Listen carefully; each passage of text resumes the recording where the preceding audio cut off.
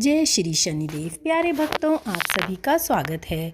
आज हम अपनी इस छोटी सी वीडियो में शनिवार व्रत की कथा और इसकी उद्यापन विधि जानेंगे। शनिवार का व्रत उपवास अत्यधिक लाभकारी माना जाता है और सभी साप्ताहिक व्रतों में सबसे महत्वपूर्ण भी माना जाता है। शास्त्र उन लोगों को इस व्रत करने की सलाह देते हैं जिनकी कुंडलियों में कमजोर शनि देव हैं। शनि देव को प्रसन्न करने के लिए मनाया जाने वाला यह व्रत शनि की कृपा प्राप्त करने में सहायक सिद्ध होता है और कुंडली में कमजोर शनि के दुष्प्रभाव को पूरी तरह खत्म कर देता है। शनिदेव उद्यापन विधि पूर्वक 17, 27, 37, 57 अथवा जितने भी व्रत करने का आपने संकल्प किया है उतने शनिवार के व्रत के बाद आखिरी शनिवार को उद्यापन करना चाहिए। व्रत का संकल्प पूरा होने के बाद उससे अगले शनिवार को सुबह उठकर नित्य कर्मों से निवृत्त होकर स्नान के जल में गंगा जल और काले तिल मिलाकर स्नान करें और साथ ही ओम प्राम प्रीम प्रौम सह शनिचराय नमः इस मंत्र का जाप अवश्य करें। इसके बाद शनिदेव के बीज मंत्र का कम से कम 108 बार अपनी श्रद्धा अनुसार मंत्र का जाप करें। महाराज दशरथ कृत शनि स्रोत के द्वारा भी शमी की लकड़ी व संकटनाशक सामग्री की यज्ञ कुंड में आहुति देते हुए यज्ञ करें। हवन पूरा होने के बाद छाया पात्र का दान तथा शनि देव से संबंधित सामग्रियों का दान गरीब और भिखारियों में करें। शनिवार व्रत की पूजा कैसे करें, आइए जानते हैं। शनिवार का व्रत करने वाले व्यक्ति को व्रत के दिन सुबह सूर्योदय से पहले उठना चाहिए। प्रातः काल के समय वह अपना नित्य कर्म पूर्ण करके घर में गंगा जल या अन्य कोई पवित्र जल छिड़क कर घर को शुद्ध करे। स्नान के बाद नीले या काले रंग के वस्त्र धारण कर शनिदेव की पूजा करें। तिल के तेल वाले लोहे के बर्तन में रखी लोहे की बनी हुई शनिदेव की मूर्ति की पूजा करना बेहद ही शुभ माना जाता है।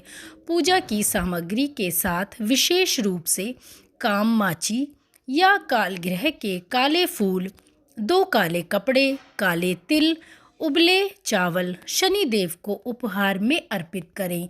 शनि चालीसा, स्रोत मंत्र और आरती से भगवान की पूजा करें। शनि व्रत उपवास की कथा का पाठ अवश्य करें। साथ ही व्यक्ति को सुबह और शाम शनि मंदिर में जाकर शनिदेव के दर्शन करने चाहिए। शनिदेव के मंदिर में तिल का तेल, काली उड़द की दाल, काली वस्तुएं, काला तिल और तेल से बने भोजन का प्रसाद चढ़ाएं। पूजा करते समय कथा सुने। सूर्यास्त के 2 घंटे बाद ही भोजन करें। भोजन में उड़द की दाल से बनी खाद्य सामग्री को पहले भिखारी को देना चाहिए और फिर खाना खाना चाहिए। गरीब लोगों को क्षमता के अनुसार दान दिया जाना चाहिए। दान में काला कंबल, छाता, तिल, जूते आदि शामिल कर सकते हैं। संभव हो तो शनि ग्रह के मंत्र का अधिक से अधिक जाप करें। तो भक्तगणों, चलिए अब हम सुनते हैं शनिवार व्रत की कथा। एक बार 9 ग्रहों में बहस छिड़ी कि सभी ग्रहों में सबसे श्रेष्ठ कौन है। इस बात का फैसला करने सभी इंद्र के पास गए। इंद्रदेव ने ग्रहों के क्रोध के भय से उन सभी को राजा विक्रमादित्य के पास भेज दिया। राजा विक्रमादित्य ने इस बात का फैसला करने के लिए 9 सिंहासन, जिनमें क्रमशः स्वर्ण, रजत, कांसा, तांबा, सीसा, रांगा, जस्ता, अभ्रक व लोहे के बनवाए और सभी को अपनी महत्ता के अनुसार एक के पीछे एक लगवाया। इस प्रकार 9 सिंहासनों में प्रथम स्वर्ण का व अंतिम लोहे का सिंहासन रखा गया। राजा विक्रमादित्य ने कहा कि सभी ग्रह अपनी पसंद के अनुरूप अपने सिंहासन पर विराजमान हो जाएं।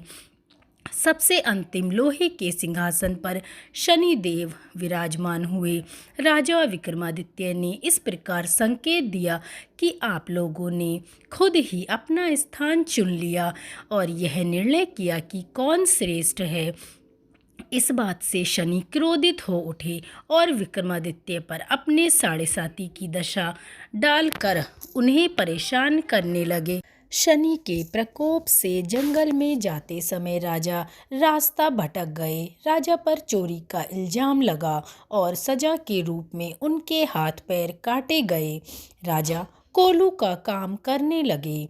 एक रात्रि को राजा जब गा रहे थे तो नगर के सेठ की बेटी उनकी आवाज़ पर मोहित होकर उनसे विवाह के लिए हठ कर बैठी। उसके माता पिता ने उसे समझाया पर उसने उनकी एक भी नहीं सुनी और अपने हठ में आकर उसने भोजन को त्याग दिया। अंततः विवश होकर सेठ ने अपनी पुत्री का विवाह राजा विक्रमादित्य से कर दिया। उस रात्रि शनिदेव राजा के स्वप्न में आए और कहा कि तुमने मेरा अपमान किया था, उसी के दंड स्वरूप तुम्हें 7.5 वर्ष तक ये कष्ट झेलने पड़े और तुम्हारे पर चोरी का इल्ज़ाम भी लगा। इस पर राजा ने शनिदेव से माफ़ी मांगी और कहा कि आगे किसी को इतना कष्ट ना दें। शनिदेव ने कुछ क्षण विचार करके कहा कि जो भी मनुष्य सच्चे मन से मेरी भक्ति करेगा और शनिवार का व्रत करेगा उसे मैं अपने कोप से हमेशा ही मुक्त रखूँगा।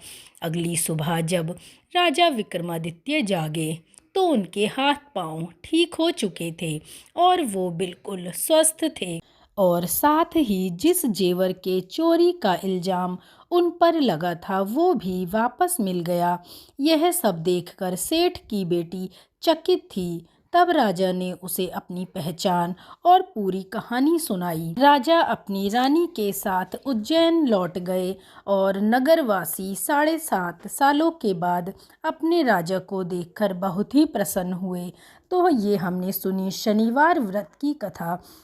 भक्तगणों, शनिदेव की 7.5 दहिया महादशा या अंत्यदर्शन वाले लोगों के लिए भी यह व्रत करने की सलाह दी जाती है और ऐसा कहा जाता है कि शनिवार का व्रत करने से पर्यवेक्षकों को जोड़ों के दर्द, मांसपेशियों के दर्द, पीठ दर्द, मांसपेशियों के विकार और अन्य दर्दों से भी राहत मिलती है और एक जीवंत स्वस्थ सुनिश्चित होता है।